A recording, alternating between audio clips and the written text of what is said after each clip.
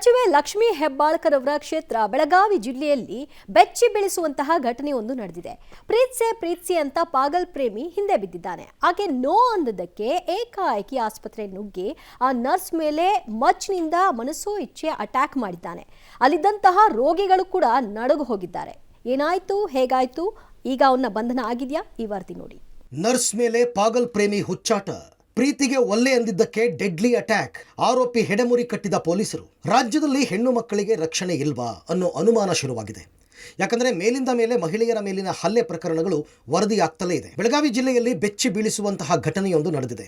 ಚೆನ್ನೈನಲ್ಲಿ ವೈದ್ಯನ ಮೇಲೆ ದಾಳಿ ರೀತಿಯಲ್ಲೇ ನರ್ಸ್ ಮೇಲೆ ಪಾಗಲ್ ಪ್ರೇಮಿಯೊಬ್ಬ ಮಾರಣಾಂತಿಕ ಹಲ್ಲೆ ನಡೆಸಿ ಪೊಲೀಸರ ಅತಿಥಿಯಾಗಿದ್ದಾನೆ. ಅಂದಹಾಗೆ ಈ ಫೋಟೋದಲ್ಲಿ ಕಾಣ್ತಿರೋನು ಪ್ರಕಾಶ್ ಜಾಧವ್. ಪ್ರೀತಿಸುವಂತೆ ನರ್ಸ್ ಹಿಂದೆ ಬಿದ್ದಿದ್ದ ಪ್ರಕಾಶ್ ಆಕೆ ಒಲ್ಲೆ ಎಂದಿದ್ದಕ್ಕೆ ಮಚ್ಚಿನಿಂದ ಮಾರಣಾಂತಿಕವಾಗಿ ಹಲ್ಲೆ ನಡೆಸಿ ಕೊಲೆಗೆ ಯತ್ನಿಸಿದ್ದಾನೆ.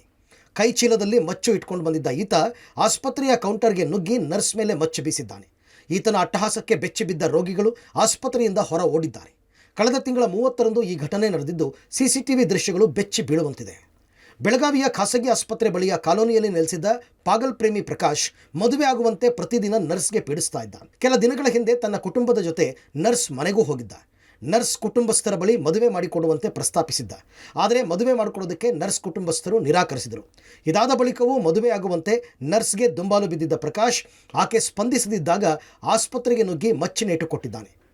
ಇನ್ನು ಮಾಹಿತಿ ಗೊತ್ತಾಗ್ತಾ ಇದ್ದಂತೆ ಸ್ಥಳಕ್ಕೆ ಬಂದ ಕಡೆ ಬಜಾರ್ ಪೊಲೀಸರು ಆರೋಪಿಯನ್ನು ಬಂಧಿಸಿ ಜೈಲಿಗಟ್ಟಿದ್ದಾರೆ. ಇನ್ನು ಈ ನರ್ಸ್ ಹಾಗೂ ಪಾಗಲ್ ಪ್ರೇಮಿ ಪ್ರಕಾಶ್ 10ನೇ ತರಗತಿಯಲ್ಲಿ ಸಹಪಾಠಿಗಳು ಅನ್ನೋದು ಗೊತ್ತಾಗಿದೆ. ಆಗಲೂ ಕೂಡ ಪ್ರೇಮ ನಿವೇದನೆ ಮಾಡಿದ್ದಂತೆ. ಅತ್ತ ಮಗಳ ಸ್ಥಿತಿ ಹೀಗಾಯ್ತಲ್ಲ ಅಂತ ನೊಂದಿದ್ದ ನರ್ಸ್ ತಂದೆ ಘಟನೆ ನಡೆದು 15 ದಿನದ ಬಳಿಕ ಮೃತಪಟ್ಟಿದ್ದಾರೆ. ತಂದೆ ಕಳೆದುಕೊಂಡು ಮಕ್ಕಳು ಕಂಗಾಲಾಗಿದ್ದಾರೆ. ಮತ್ತೊಂದೆಡೆ ಬೆಳಗಾವಿ ನಗರದಲ್ಲಿ ಮಹಿಳೆಯರ ಮೇಲಿನ ದೌರ್ಜನ್ಯ ಹೆಚ್ಚುತ್ತಿರುವ ಹಿನ್ನೆಲೆಯಲ್ಲಿ ನಗರ ಪೊಲೀಸ್ ಆಯುಕ್ತ ಎಡಾ ಮಾರ್ಟಿನ್ ತುರ್ತು ಸಭೆ ನಡೆಸಿದ್ದಾರೆ. ಹೋದ ತಿಂಗಳು ಅದು ಆಗಿದೆ ಮತ್ತು ಆ ಪ್ರಕಾರ ಕೂಡ ಆಲ್ರೆಡಿ ಕರೆ ಬಜಾರ್ ಸ್ಟೇಷನಲ್ಲಿ ಒಂದು ಕೇಸ್ ರಿಜಿಸ್ಟರ್ ಆಗಿದೆ, ಕ್ರೈಮ್ ನಂಬರ್ 74/24. ಸೊ ಅದರಲ್ಲಿ ನಾವು ಆಲ್ರೆಡಿ ಅರೆಸ್ಟ್ ಮಾಡಿದ್ವಿ. ಅವರ ಮೇಲೆ ನಾವು ಅಂದರೆ ಆರೋಪಿ ಮೇಲೆ ನಾವು ಆ್ಯಕ್ಷನ್ ತೊಗೊಂಡಿದ್ವಿ. ಲೇಡಿ ಅಂದರೆ ಹುಡುಗಿ ಮೇಲೆ ಬಹುಶಃ ಯಾವುದು ಥ್ರೆಟ್ ಇದೆ, ಅದು ಯಾವಾಗಲೂ ನಮ್ಮ ಕಡೆಯಿಂದ ಅವ್ರಿಗೆ ನಾವು ಪ್ರೊಟೆಕ್ಷನ್ ಕೊಡ್ತೀವಿ.